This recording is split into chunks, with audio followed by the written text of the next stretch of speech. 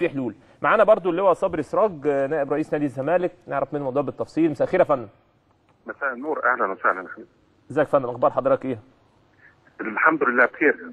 فندم الحقيقه احداث النهارده طبعا يعني احداث مؤسفه داخل نادي الزمالك. بتاع حضرتك انا عارف او سمعنا ان حضرتك كنت موجود، استاذ ممدوح عباس كان موجود جوه النادي، ممكن حضرتك تشرح لنا الموضوع بقى بالتفصيل؟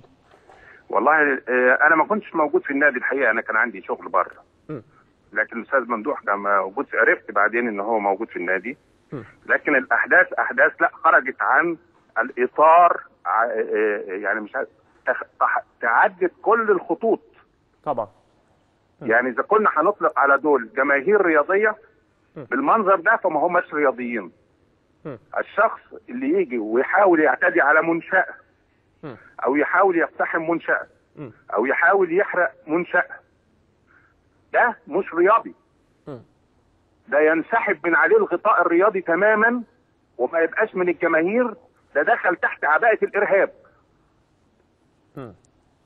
النهارده في ظل الاوضاع اللي فيها مصر، والنهارده كل الداخليه موجهه ناحيه كرداسه وناهيه لتطهيرها، الاقي دول جايين من المحافظات. مين اللي بيوجههم؟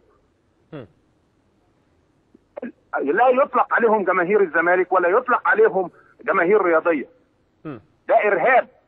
اللي يولع في سياره شرطه ده ارهابي ويطبق عليه قانون الارهاب. هو يا فندم في النهارده ولعوا في هو النهارده حضرتك ولعوا في سياره شرطه؟ ايوه الاخبار موجوده. مين اللي ولع؟ النهارده يحرقوا محلات بره ليه؟ بره النادي. يحاولوا يقتحموا ليه المنشأة بتاعت النادي؟ ليه ايه في النادي هو عشان يقتحم فيه؟ عند حضرتك حق. مين هم علشان يقولوا المجلس ده يمشي والمجلس ده يجي؟ مين هم؟ ده اجرام. طب يا فندم موقف مجلس اداره نادي الزمالك.